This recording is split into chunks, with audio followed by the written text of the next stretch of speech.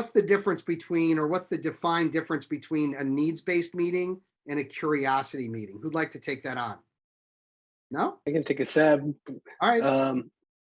So needs-based is when you're meeting with someone because they've expressed a specific need, and the curiosity-based meeting is just to see whether it might be a good fit to work together.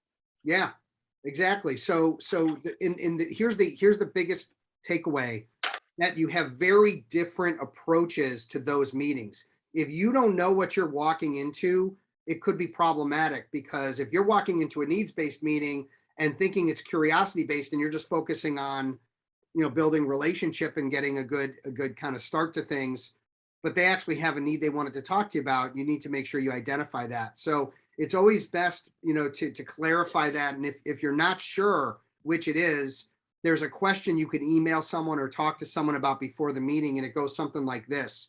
I'm really excited to meet with you, Fred, on Wednesday. I'm looking forward to that lunch. Just out of curiosity, was this a meeting to talk more about some needs that you have from a legal perspective, where we might want to discuss that, or is this more of just a get to know you type of thing and just kind of learn more about each other? Just want to make sure I'm prepared for either. So that way they respond and give you some feedback. Oh no, I've got a bunch of issues I need to talk to you about. Now you're walking into a needs-based meeting where you're going to follow the sales-free selling process as closely as possible. If you haven't read that book, good, read it. If you want to skip to the end, there's a role play at the end that kind of runs through how it should be run. Also the video, Eliza and Carrie, I just sent you that video link that kind of breaks down why we don't want to approach it as a pitch meeting. We want to approach it as a sales-free selling meeting and walking a buyer through a buying decision. So what are we doing then if it's more of a curiosity? So you're being introduced to a GC that's a friend of a friend. They agreed to take the meeting with you, maybe as a favor to their friend, maybe because they're interested in hearing about what you do. How are we running that meeting differently?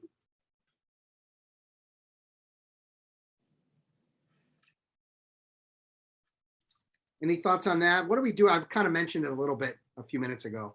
Clint, what do you think about that? I would guess one of the key objectives would be building rapport with your potential prospect. Yeah, that's going to be probably the most important part about that, is that they like you, they feel good about you, you built that rapport. What's the best way to build rapport in a meeting like that? What do we do? What are we doing before we walk in to build rapport? Are we just walking in and talking about the weather, talking about, by the way, who won? North Carolina? I don't even know. North Carolina. Kansas won. Kansas. Oh, Kansas won? I don't even know. Okay, there you go. So it wouldn't be good for me to bring that up because I don't even know. That's not a great way to build rapport. So what are we doing to make sure that we get off on the right foot with someone that we're meeting for the first time? Research. You have to do your research. Facebook, LinkedIn, Google, website, whatever it is that you could find out. The person's into restoring classic cars, the person's into golf, person's into basket weaving, doesn't matter. We need to not only learn about them online, but we also need to use it to prepare some questions. And it's a lot less stalkerish than it used to be. Like 5-10 years ago, when you look up someone on LinkedIn, you wouldn't want to mention anything because I'm stalking you on LinkedIn. Now it's just part of the way that we do things. I saw you just took a trip with your kids to Cancun. Where did you stay? Where were, was it all inclusive?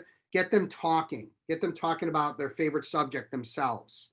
Okay. We're going to hit that a little bit today in the relationship step in a few minutes. But that's really important. Now, what's the other piece of a curiosity meeting that could change everything? You've built relationship, you've built rapport, they like you, they trust you, everything's going great. Where do we want to take it that's going to help us to maybe turn it into a needs-based meeting? Amir?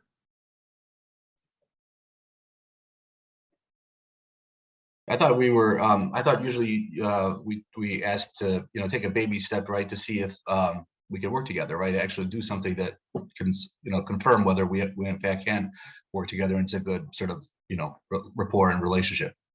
We might take a little more, like a more natural approach.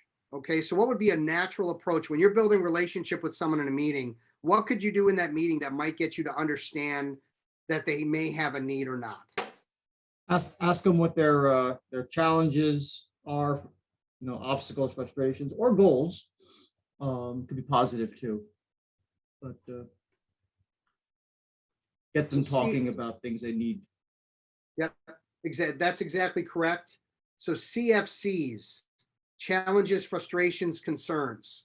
If you can get a GC, a CEO, someone that you're meeting with to share they're unhappy with their current counsel, and why, and they're not they've got they're not getting service properly. Their responsiveness is down. They've got a new litigation matter that just came up, and you learn about that.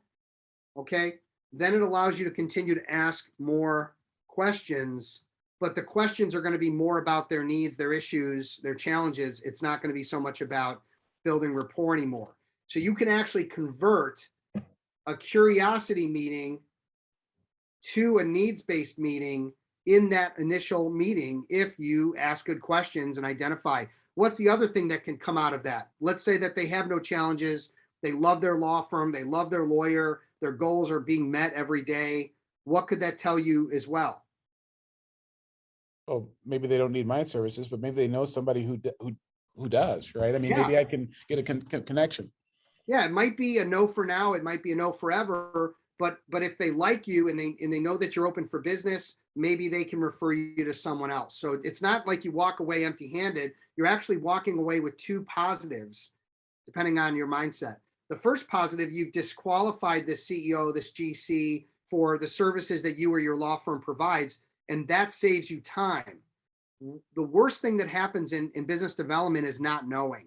It's living in hope, right? So Carrie, you've got a friend of yours that you thought for years could throw you business, right? You've known this person, you've never discussed business, you're in the friend zone, right? We find ourselves in that friend zone, never brought it up, but eventually you do, and you find that he's not his best friend is his lawyer, and he handles everything, and he couldn't be happier, and they have no other matters that they would need your help for.